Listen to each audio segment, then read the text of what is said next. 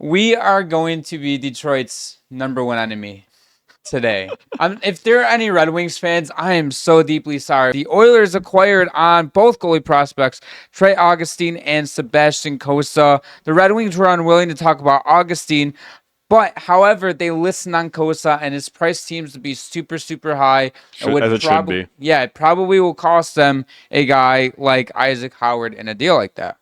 Yeah, I don't think that the Red Wings should even really entertain offers unless they're getting like an insane return back because I know they just traded for John Gibson, but he's getting close to his mid-30s. He only has 2 years left on his deal. You don't know how he'll fit there. You have this really. I think Kostas is still a great goaltending prospect. I think he can be a full-time starter, potential franchise goalie. Yeah. Yeah, you don't trade him unless you get an offer that completely blows you out of the water.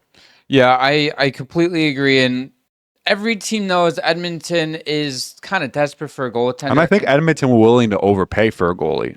Yeah, and if I'm Edmonton, I'm willing to kind of overpay because, dude, I swear they are legitimately a consistent goaltender away from winning the Stanley Cup. I don't think the goaltending was the reason why they lost in the Stanley Cup. No, final this year. It wasn't the reason why they lost, but I'm saying if they had a guy like even just a John Gibson, for example, like we're looking at this team like they could probably be the second favorite to win the cup behind Florida, or maybe even be tied for it at this point. I just look at the Red Wings with Cossa and Augustine, and you shouldn't trade either of them unless you're potentially just fleecing the Oilers in that aspect and playing because they have all the leverage in any talks with the goaltender. They can go in and be like, "Oh yeah, we want Isaac Howard, plus we want this and that just for Cossa." And it feels like they're higher on Augustine than Cossa, which deservedly so because Augustine is a phenomenal goaltender, and this is a situation. Similarly to, I kind of compare it to Buffalo in a way where you have UPL and Devin Levi, but kind of a bigger age gap, whereas Augustine and Cossa, they're only a year or two apart, and they could really come up through the system together. And I'm assuming Cossa will be here before Augustine. I think Cossa will probably be the starter in the AHL this year because they had John Gibson and Cam Talbot as they're the tandem in the NHL, so that's a decent tandem. And yeah, you let Cossa just kind of develop more in the AHL. Let Cossa develop, man. Like he's one of the better goaltender prospects in the league for a reason. You don't need to rush him, especially because Yzerman, I thought, did a phenomenal job going out and getting job against him. He finally just addressed the need. And speaking of addressing needs, he addressed the need, getting Travis Hamonic on one. I don't know what need that addressed unless they were trying to get older on the blue line. Yeah, from an already pretty old group. So when I look at kind of like the issues with the Detroit roster. The issues really, I think, stem from the defensive core. Like obviously, in Mo Seider, you have a stud defensive player. He's paid like a top 15 defenseman. I think he is a top 15 defenseman. And then you have a young player in Simon Edvinsson who's coming up, and I think he's going to be a great player for a long time, and I think a really good long-term partner for Moritz Seider. But then you look at the rest of their blue line, like it's a bunch of guys, a lot of older guys. And Travis Hamonic, yeah, he's a good veteran player, but I don't think he really necessarily helps push that blue line forward. No, he doesn't. You look at their roster, you have a bunch of 6th and 7th defensemen playing 3rd defenseman, 4th defenseman, second pair minutes. And frankly, I think the Red Wings are one of the most top-heavy teams in the league, whether it's the forward group, whether it's I completely agree. I think they rely on their first line very, very, very heavily. They rely on their first line and their top 2 defensemen heavily, and I thought Edvinsson was good for them last year. Yeah, I think he's just going to keep getting better. He's just going to keep getting better, and Seider, of course, is an absolute stud. And I think the only thing left for Yzerman now is to just fill out the blue line. And I know we've talked about this before, me specifically, where after this season, they have everybody with their contract expiring except Seider and Edvinsson. But you know what? We're going to see fucking Yzerman come out and be like, here's a $2 million to have for these defensemen because just I don't know. He can't trade for defensemen. Apparently, he can't sign even decent defensemen because I look at this roster as a whole, and I felt like he did a okay job in bringing in players for the forward group and making a couple trades. I like the Mason Appleton trade. Signing. Yeah. No, he's a good bottom 6 player. Yeah. But you just look at their center depth and like JT Comfort, he's a 3rd line center, but he's probably going to be playing 2nd line minutes for you. And just you have to fill out the depth and you have to go out and I think they're just a couple of defenders away from really being able to sneak into a wild card place in the Eastern Conference. Yeah, I mean, I'm still not the biggest fan of their bottom six. They still have a lot of young players in the pipeline that are coming up. Yeah. Like Marco Casper just completed his rookie year in the NHL. He had a solid year. You have old man Patrick Kane still, who's actually been a pretty good fit in the Red Wings. He's been phenomenal for them. I Yeah. remember when they signed him, he was like a point per game or something to start off his Red Wings career. I mean, he gets a lot of power play points as well, but Yeah. as he should. I mean, he's Patrick Kane. That's what he's kind of known for. Mhm. But, I think another thing to look at this team is like also like, we've talked about this a million times is, it seems like when like a guy like Dylan Larkin get hurt, they kind of fall apart and they can't really score. And that shouldn't really happen. I remember a few years ago when they looked like they were a playoff team. Mhm. When Dylan Larkin misses a good amount of time, when he missed like a month, He missed like 3 weeks, a month, something like that. and the Red Wings completely collapsed. And in the middle of that, they lost like 8 or 9 straight games or something. Just straight out regulation losses. Killed their season. Yeah, they were in a playoff spot when he got hurt. Oh, they were like comfortably in a playoff spot. Yeah. I remember that. They were like 10 or 12 points up. Yeah, in the like they playoff were a spot. playoff team, like pending a disaster, and then the disaster happened.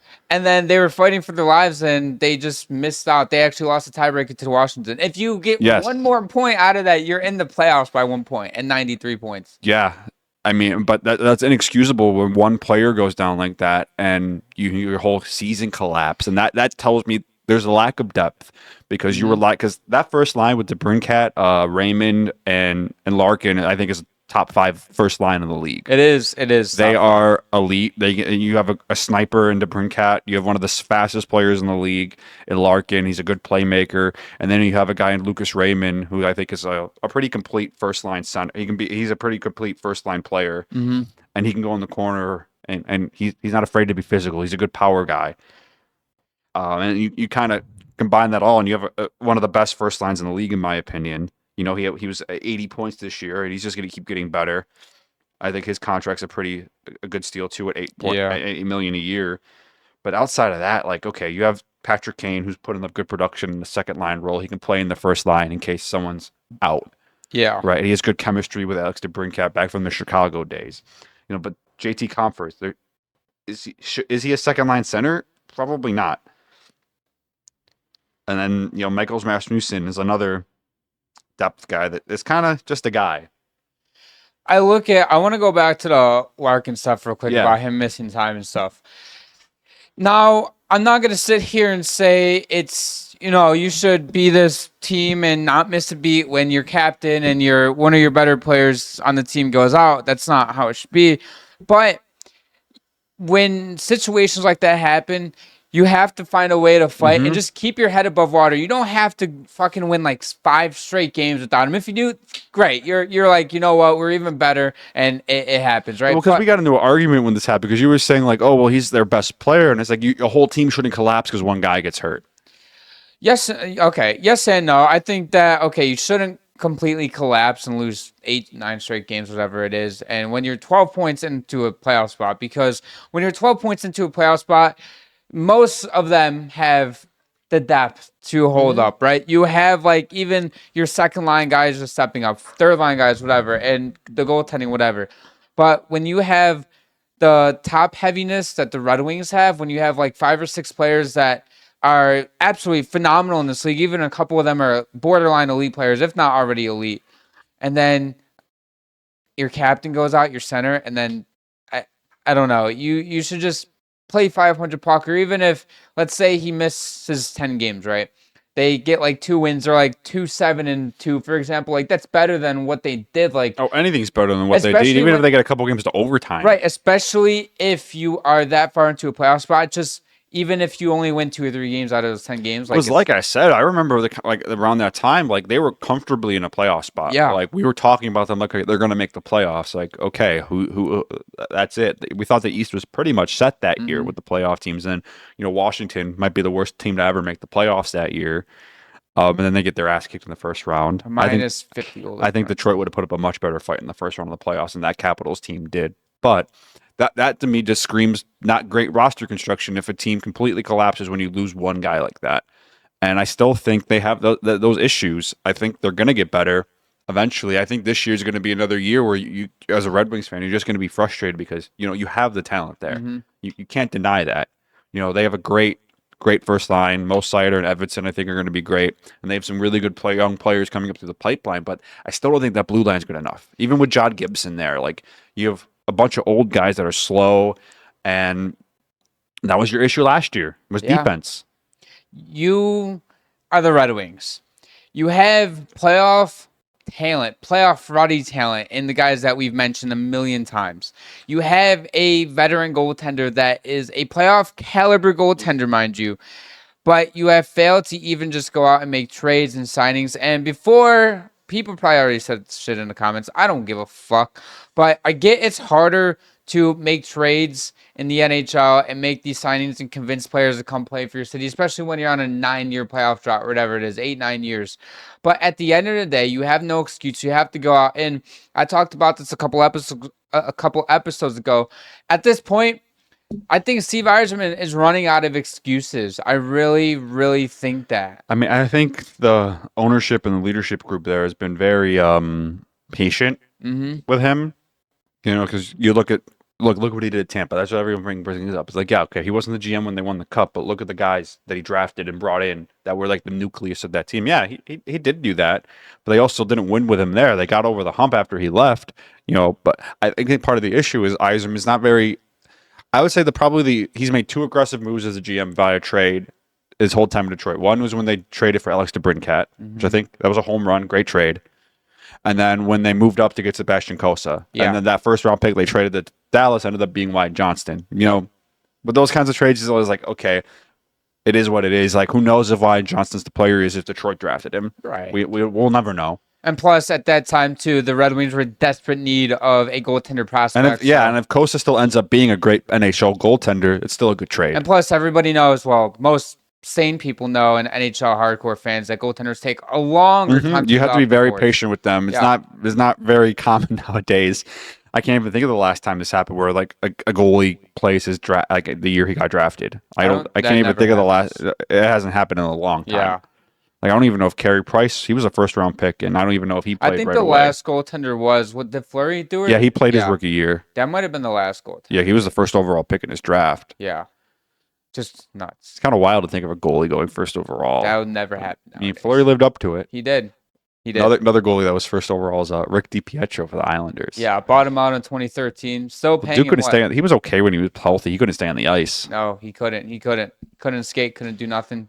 But getting back to Detroit just for another quick second is I get you want to be patient. You want to build things the right way. You want to be a perennial contender. You got to draft and develop and retain, right? Yes. That's what Tampa did. That's what led to their success.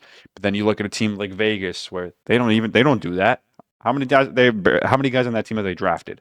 None. They only have one draft pick, first round draft pick specifically, and they drafted him. They still have a couple of guys from their expansion draft, which I guess you can kind of count as drafting. I'm not counting that. I mean, William Karlsson was kind of a developmental pick, and he turned into a stud. Shea Theodore was too. No, he was already good in Anaheim. But he was like he was young, but he was like a top end prospect. Yeah, then still. but you still need. And they got him for free. You still need to develop him though. I don't know. They kind of got gifted him. They did get gifted him. I'll give you that. But maybe he doesn't turn out like that. But you have a team like that in Vegas where they're willing to take these gambles on trading, making these huge splash trades, and sometimes it blows up in their face. Like when they traded for Max Pacioretty from Montreal, and they ended up trading away Nick Suzuki. Now, do they make that trade in hindsight, knowing what Nick Suzuki ends up being? I still think they make that trade, honestly, because Suzuki was 19 or 20 at the time. He hadn't really played in the NHL, and Max Pacioretty was a star. Yeah. You look at Florida, for example, they have 4 players on their team that are draft picks. They have a couple players off of waivers. The rest are people that they traded for. The season where Jonathan Huberdeau had 110-plus points, they traded him away from Matthew Tkachuk. And I remember when that happened. Everyone was like, what are you doing? Matthew Tkachuk's a great player, but you just traded away a 100-point player, and it ended up being the right choice. Sometimes you have to take risks in trades in order to get back something even greater. Yeah, and I still think when he traded for DeBrincat, I don't think he gave up a lot for that, and it was a pretty safe trade because you knew what DeBrincat was. He was a great player in Chicago. He was a good player in Ottawa. He just didn't want to be in Ottawa. He wasn't a good fit there. Yeah, he did not want to be there at all. Yeah, and he comes into Detroit. He's where he wants to be. You get his buddy in Patrick Kane. He's happy there. Yeah, he's happy. He's a phenomenal player. He's shifty, quick. He has a great shot. He fits perfectly in Detroit and can help the team get into the playoffs.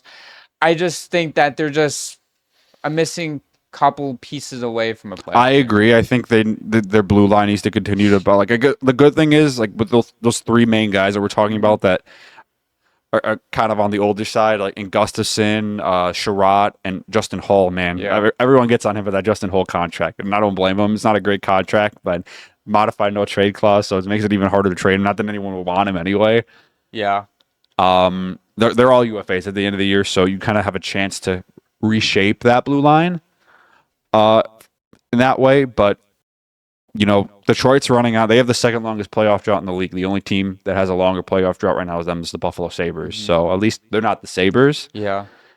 But I think this goes on at least another year for the Red Wings. I mean, we'll see. I don't think they fire Yzerman even if they don't make the playoffs this year. Mm-hmm.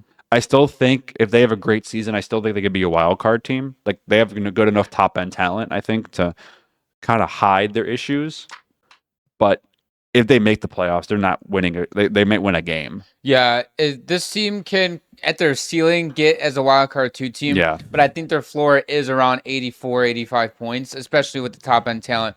I don't think they get in this year. And I've talked about the Red Wings need to fire Yzerman, and I still stand true to that. But I think realistically, looking at all the blue liners becoming UFAs after this season, I think the Red Wings will give them another year to figure this shit out and get into the playoffs. And realistically, I think if they don't make it next season, if they miss this season, then he's a goner. That's just I'm just not sure how much more patience you can have. right. And I'm not saying with the whole thing what I was talking about where him like not being aggressive. I'm not telling him to make a trade just for the sake of making a trade, but he doesn't like really taking those kinds of risks. He likes taking risks on draft picks, as we've seen, because he's had some off the board picks where some of that worked out great, like Mo Sider when they drafted him. Everyone was like, "What the hell?" He could have been there later in the first round, and he won Rookie of the Year, and everyone's like, "Okay, we got to trust Yzerman." Yeah. But then you have a guy in Philip Zadina who was a bit of a reach at the time, and he's a bust. He's not even in the NHL anymore. He's in Europe. Yep. So that's kind of the risk you can take sometimes with draft, especially with I think Zadina was the 5th overall pick in the draft, and then the next pick was Quinn Hughes. Yep. And Sedina is supposed to be a mid to late first round pick.